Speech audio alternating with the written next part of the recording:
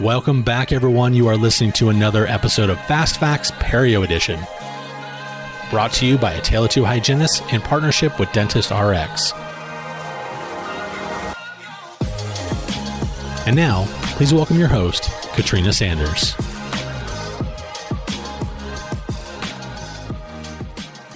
Hello, and welcome to Fast Facts Perio Edition. This week, we are continuing our chat about various types of systemic diseases that will contribute to periodontitis as a manifestation of systemic disease. Remember, these are all relatively obscure, relatively rare diseases in which if an individual experiences this disease, they will likely experience periodontitis. And this week, we're talking about infantile genetic agranulocytosis. That's a mouthful, huh? Dun-dun-ch. I know, I should not quit my day job.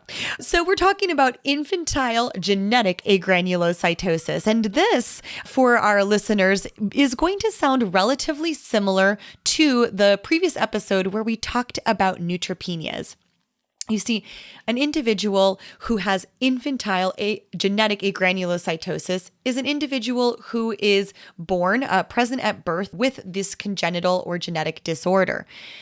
We also, by the way, can have individuals who experience acquired agranulocytosis. So you can be born with it. You can also have acquired agranulocytosis in which an individual could be exposed to chemicals, some prescription medications, cancer medications, antipsychotic medications, for example, that will develop a form of drug-induced agranulocytosis. However, in general, only about 7 people out of every 1 million each year experience agranulocytosis. And yes, this will appear very similar to a neutropenia because agranulocytosis is a blood disorder in which the body is unable to make neutrophils. We understand, of course, that these neutrophils, these white blood cells, are a really important component of the immune system because they aid in the fighting of infection.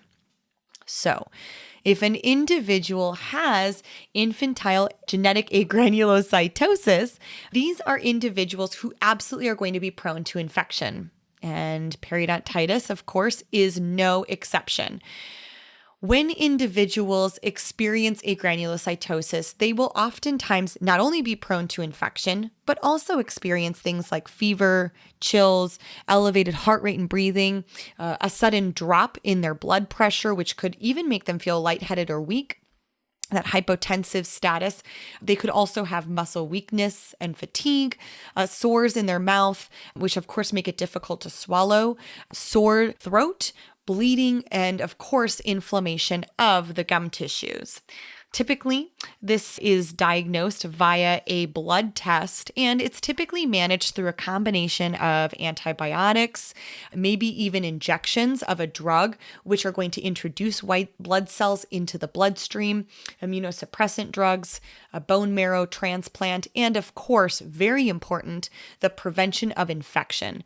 Individuals with agranulocytosis must be very careful to avoid infection. They are oftentimes instructed to wear a face covering in public, avoiding crowds, washing their hands very often. So, what does that mean for us in the dental profession? It absolutely means that individuals who may be experiencing oral infection associated with their infantile genetic agranulocytosis are individuals who must be treated right away and then maintained consistently in order to continue to reduce the threat or vulnerability that they have to infection. Thank you so much for joining us this week. Tune in next time as we continue the conversation about periodontitis as a manifestation of systemic disease. This has been another episode of Fast Facts Perio Edition with Katrina Sanders. Please feel free to reach me on Instagram at The Dental Wine Genist or on my website, www.katrinasanders.com. Cheers.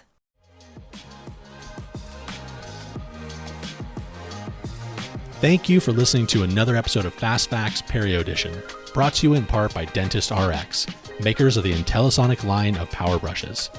Find out more by visiting their website at dentistrx.com. We'll see you next week for another Fast Fact.